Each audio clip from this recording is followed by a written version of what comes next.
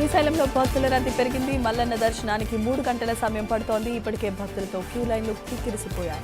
మరోవైపు భక్తులకు ఎటువంటి ఇబ్బందులు కలగకుండా ఆలయ అధికారులు అన్ని ఏర్పాట్లు పూర్తి చేశారు. సీఎం చంద్రబాబు 76వ పుట్టినరోజు సందర్భంగా భార్య నారా భువనేశ్వరితో కలిసి విజయవాడలో పటమట ప్రాంతంలో ఉన్న అన్నా క్యాంటీన్ను సందర్శించారు. ప్రజలు, తెలుగుదేశం పార్టీ కార్యకర్తలతో కలిసి అన్నా క్యాంటీన్లో అల్పాహారాన్ని తీసుకున్నారు భువనేశ్వరి. అన్నా క్యాంటీన్లలో సాధారణ ప్రజల మధ్య కూర్చొని చంద్రబాబు దంపతులు అల్పాహారాన్ని సేవించారు.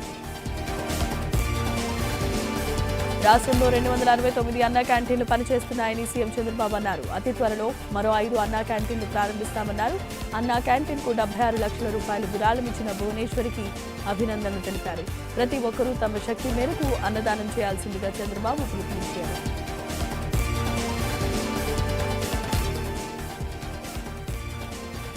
ఇక నేడు భూపాలపల్లి జిల్లాలో సీఎం రేవంత్ రెడ్డి పర్యటించబోతున్నారు. మధ్యాహ్నం 3 గంటలకు కాళేశ్వరం ఆలయానికి చేరుకుని కాళేశ్వర ముక్తీశ్వర స్వామివారిని దర్శించుకున్న అనంతరం ప్రత్యేకమైన పూజలు చేయబోతున్నారు. కాళేశ్వరం ఆలయ మాస్టర్ ప్లాన్ కు భూమి పూజ చేస్తారు. అనంతరం మేడిగడ్డ బ్యారేజ్ ను సీఎం రేవంత్ రెడ్డి సందర్శించి ఇరిగేషన్ అధికారులతో సమీక్ష నిర్వహించనున్నారు.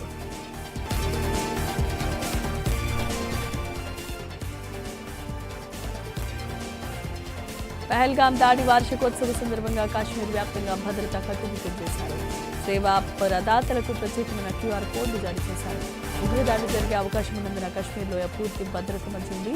50 పర్యాటక ప్రదేశాల్లో క్యూఆర్ కోడ్లు ఏర్పాటు చేశారు టూరిజం అధికారులు. గచ్చిబౌలిలో టీఎన్సీపో కాలనీలో అగ్ని ప్రమాదం చోటు చేసుకుంది. ఓ అపార్ట్మెంట్లో ఒక్కసారిగా మంటలు చెలరేగాయి. అయితే 2 తీవ్ర అస్వస్థతకి గురి కావడంతో ఆసుపత్రికి తరలించారు.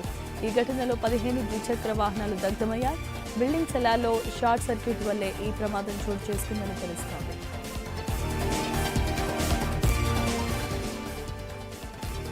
ప్రముఖ పుణ్యక్షేత్రమైన సింహాచలం వరాహలక్ష్మి నరసింహస్వామి చందనోత్సవం వైభవంగా జరుగుతోంది. వైశాఖ మాసం 3వ సోమవారం సందర్భంగా శ్రీ వరాహలక్ష్మి నరసింహస్వామి నిజరూపంలో భక్తులకు దర్శనమిచ్చారు. సామాన్య భక్తులకు 3 గంటల 30 నిమిషాలకు దర్శనాన్ని కల్పించారు.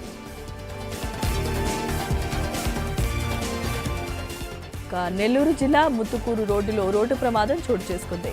వడ్డిపాలెం సమీపంలో బైక్ను ట్రాక్టర్ ఢీకొట్టింది. ఆటోను తప్పించబోయి బైక్ను ట్రాక్టర్ ఢీకొట్టడంతో 2 యువకులు అక్కడికక్కడే మృతి చెందారు. మృతులు ప్రైవేట్ కళాశాలకు చెందిన విద్యార్థులుగా గుర్తించారు. ప్రధాని మోదీ ట్వీట్ కు సీఎం చంద్రబాబు రిప్లై ఇచ్చారు. తన పుట్టినరోజు సందర్భంగా ఎక్స్ వేదికగా ప్రధాని శుభాకాంక్షలు తెలియజేశారు. మోదీ ట్వీట్ కు సీఎం చంద్రబాబు కృతజ్ఞతలు తెలిపారు.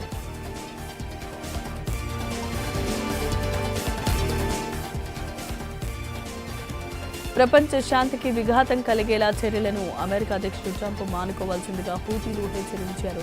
లేకపోతే బాబాల్ మాండేట్ జలసంధిని తాము మూసివేస్తామన్నారు. ఒక్కసారి దానిని మూసేస్తే తిరిగి తెరిపించడం ఎవరికీ సాధ్యం కాదని కూడా వార్నింగ్ ఇచ్చారు.